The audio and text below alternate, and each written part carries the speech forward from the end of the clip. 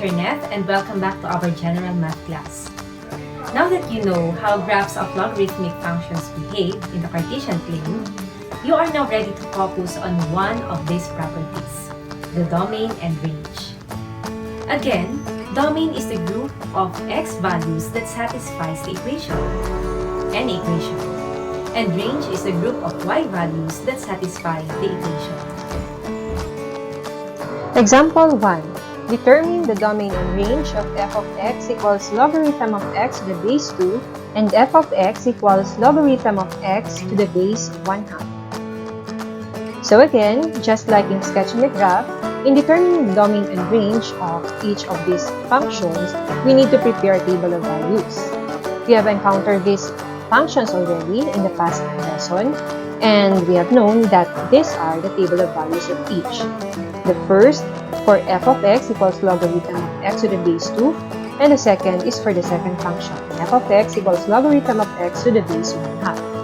As we know already, we assign first values to x, and then we compute for the corresponding y value by substituting the x value in the equation.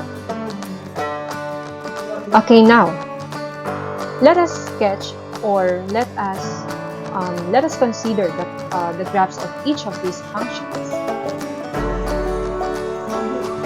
These are the graphs of the two functions in example 1. The blue curve is for f of x equals logarithm of x to the base 2, that is when b is equal to 2, and the purple curve is for the logarithmic function where b is equal to 1/2, that is f of x equals logarithm of x to the base 1/2. By merely looking at the two graphs, we can see that they have the same domain or set of x values as well as the range. They share the same set of y values. That is, given f of x equals logarithm of x to the base b, take note that both functions are written in this form. They only differ in the values. So given this logarithmic form, whether b is greater than 1, which is the case of f of x equals logarithm of x to the base 2 because b here is 2, that is greater than 1, whether b is greater than 1 or b is between 0 and 1, that is the case of f of x equals logarithm of x to the base 1/2. 1/2, the value of b is between 0 and 1. The domain is the set of x such that x is greater than 0 and x is an element of real numbers. So this is how we write the domain in set notation. This means that x can be any positive number. It cannot be 0, it cannot be exactly 0, nor any negative number. And we have to specify that it is not just greater than 0, but every number greater than 0. That's why we specified here x is an element of real numbers. And this is not just limited to integers or whole numbers, but all numbers, even between these integers, even fractions, as long as they are positive numbers. We can see that from the graph.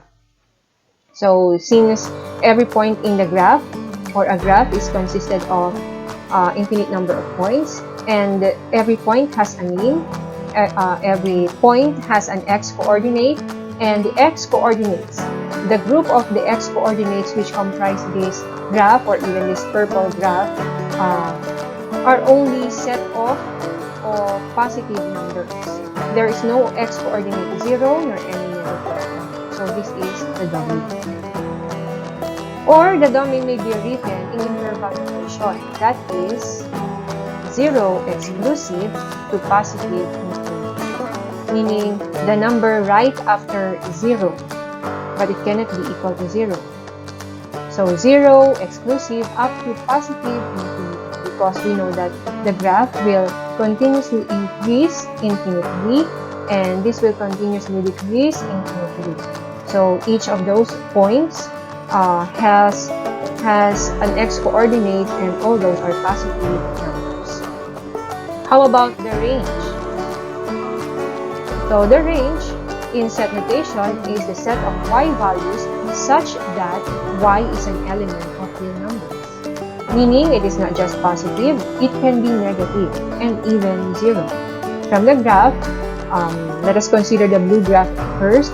We can see that there are points in the graph with negative y coordinates, as well as a point in the graph with 0 as an x coordinate, and of course the positive y coordinates. That is also true to the purple graph, wherein this part, this has y coordinates which are positive numbers, and then in this part the y coordinate is 0, and then this lower part of the graph, the y coordinates here are negative numbers. So y may take any number, any real number. So the range again is y such that y is an element of real numbers. And in interval notation, that is written this way: negative infinity to positive infinity. Example 2. Determine the domain and range of f of x equals logarithm of x to the base 2, f of x equals 2 times logarithm of x to the base 2, and f of x equals 1/2 times logarithm of x to the base 2. Okay, we have known that the table of values for each of these functions are the following. This for the first function, and then this is for f of x equals 2 times logarithm of x to the base 2. And the third is when a is equal to 1/2. Notice that these given functions have the same values of b. Both or all b values are 2. However, they differ in a values. The first is a equals 1. For the second, the value of a is 2. And for the third, it is 1/2. Let us see in the next slide how this will affect the domain and the range of these functions. These graphs are familiar to us already. We have encountered this in the previous lesson. This is the graph. The blue is for our f of x equals logarithm of x to the base 2. That is when the value of a is 1. And then when we change its value to 2, it will be stretched. And then if we get 1/2 of its value, it will be shrink. That is the gray curve. By merely looking at it, we can determine the domain and the range. However, for us to make it more detailed, let us consider the following. Given f of x equals a times logarithm of x to the base b, where a is greater than 0, meaning a is positive, just like in examples 2, 1, and 1/2, they are all positive, what is the domain and the range? The domain is still x such that x is greater than 0 or x is an element of real numbers. This is how we write the domain in the set notation, meaning x is positive, it cannot be negative nor 0. And this specifies that those positive numbers include not just integers or whole numbers, but also the numbers between them or the fractions. Okay, we can see that from the graph.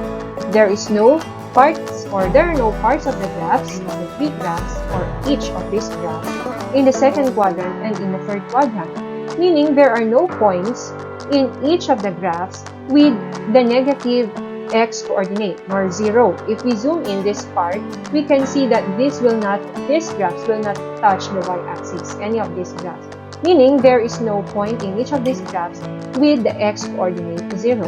So that only means that all the x values are positive numbers. Again, in interval notation, that is 0 exclusive up to positive infinity. Now, how about the range? The range in set notation is written this way: y such that y is an element of real numbers. So there is no restriction. The y can take a negative number, 0, or positive.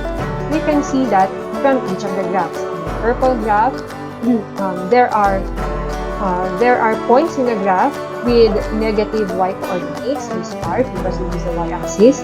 And then there is a point with a 0 y coordinate and y coordinates of points which are positive. So y is an element of real numbers. In interval notation, that is negative infinity up to positive infinity. Example 3. Determine the domain and range of f of x equals logarithm of x to the base 2 and f of x equals negative logarithm of x to the base 2, or that is negative 1 times logarithm of x to the base 2. So this time, they have the same b values, both are 2, but they differ in a values. What is its difference from example 2? In example 2, all a's are positive, but this time we will consider a positive and a negative a values. So how will they affect the domain and the range of the logarithmic function? Again, these are their table of values for the first equation, and when a becomes negative, from positive 1 to negative 1. These are again the graphs of the two functions.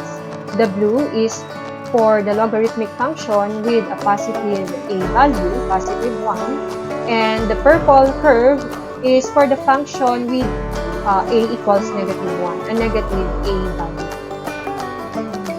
Okay, what is the domain of each and what is the range of each? They share the same domain and range. Given f of x equals a times logarithm of x to the base b, where a is less than 0, we will now focus on the domain and range of a function, a logarithmic function, when a is less than 0, meaning if it is negative. Because we already have discussed in example 2, the domain and the range when a is positive. Okay, let us just look at the purple curve. That is where a is negative or less than 0. The domain is the set of x values such that x is greater than 0 and x is an element of real numbers. So just like the domain of the logarithmic function, when a is positive, still the domain remains x is greater than 0, or positive numbers, all positive numbers. There is no part of the graph, purple curve, in the second nor in the third quadrant, meaning there are no x or there are no points in the graph with negative x values, negative x coordinates, or we call that abscissas. In interval notation, that again is 0 exclusive to positive infinity. Now, how about the range? The range is still y, such that y is an element of real numbers. You can see that from the purple curve. There are points with positive y coordinates, a point with a 0 coordinate, y coordinate, and points with negative y coordinates. So there again is no restriction in y values, all numbers. Y is an element of real numbers. In interval notation, that is written this way, from negative infinity to positive infinity. So whether a is positive or negative, this will be the domain and this is the range. Example 4. Determine the domain and range of f of x equals logarithm of x to the base 2, f of x equals logarithm of the binomial x plus 1 to the base 2, and f of x equals logarithm of the binomial x minus 1 to the base 2.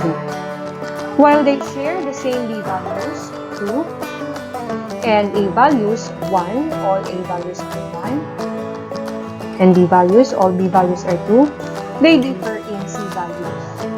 For the first function, the c is 0. For the second, it is negative 1 because this comes from the standard for x minus c. So this can be rewritten as x minus negative 1. Therefore, the value of c here is negative 1. And for this one, this comes from x minus positive 1. So the c value is positive 1. How will the value of c affect the domain and range of the function? This is the table of values for the first. For the second, when c is negative 1 and when c is positive 1. We'll sketch the graphs of these functions in the next slide, and let's see how c will affect the variable c will affect the domain and the range of the logarithmic function.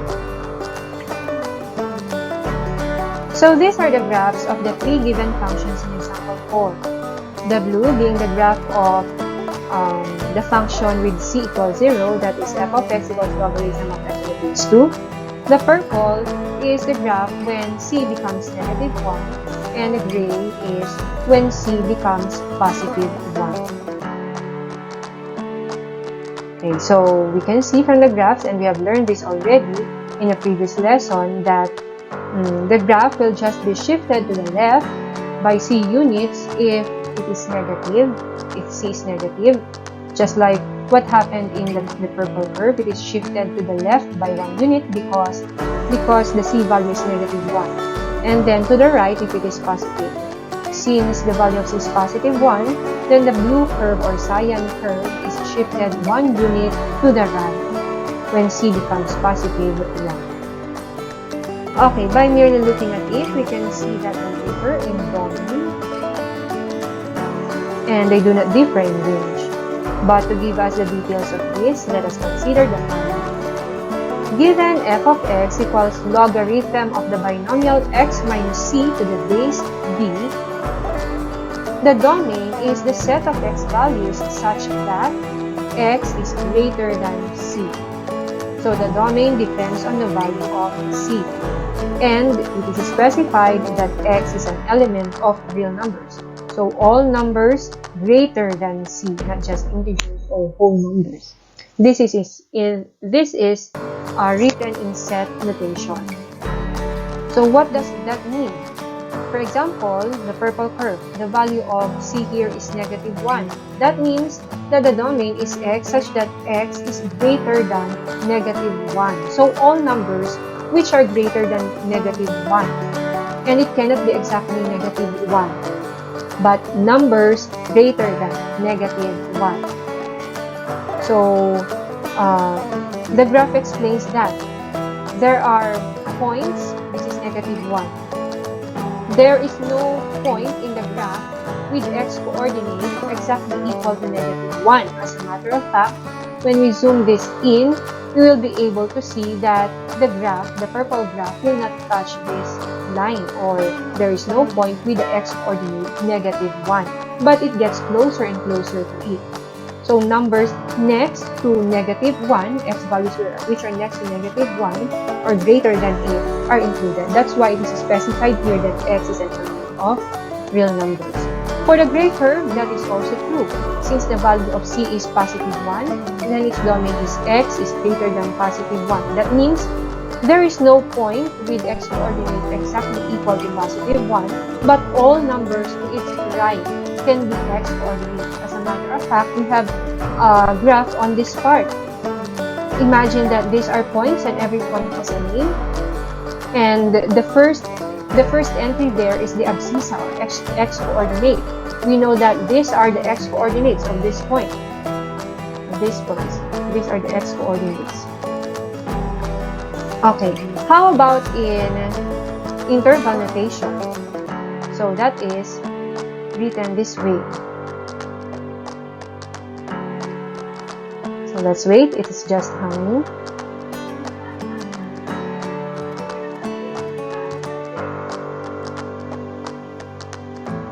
There.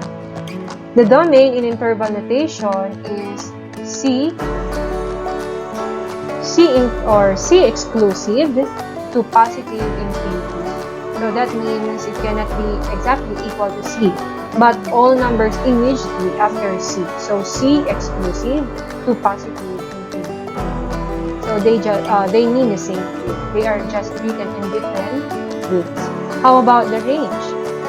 The range is the set of y values such that y is an element of real numbers. So all of these graphs or all of these functions have points with negative y coordinates and all have points with these points.